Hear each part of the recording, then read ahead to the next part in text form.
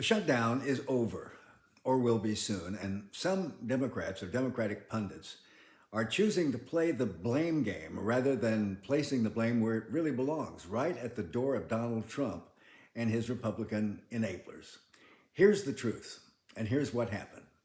Democrats in Congress refused for 40 days to fund the government without an agreement to fund an extension of tax credits that make health insurance cheaper for millions of Americans, 22 million to be exact. Now, with Thanksgiving just around the corner, millions of federal workers laid off, Republicans fighting to keep our neediest citizens from getting food stamps, air travel snarled with thousands of flights already canceled, 8 Democrats decided it was time to cash in their chips before public sentiment, which had clearly been favorable to the Democrats, did a flip flop. And believe me, that would have happened. So now the progressive wing of the Democratic Party are raging at what they call the turncoat Democrats for caving to Trump and his magatards. Here's what really happened, in my humble opinion. The Democratic caucus, realizing the troubled path ahead, looked for some volunteers to fall on their swords and cast the necessary votes to end the shutdown.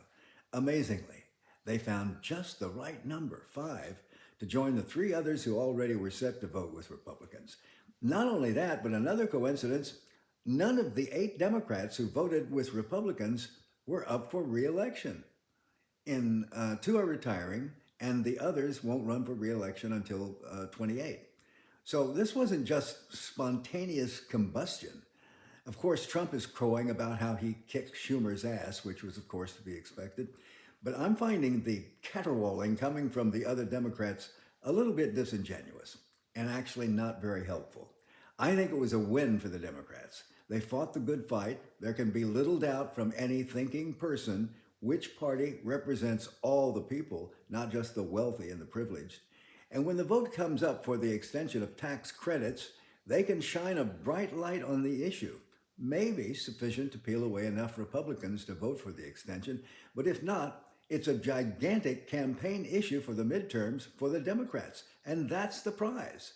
If the Republicans continue to be intransigent and uncaring, we can vote them out next November. So take the win. Having said all that, I do think it's time for Democrats to find a new senator who's not named Schumer to lead them. In this era of bare-knuckle politics, Mr. Rogers isn't the answer.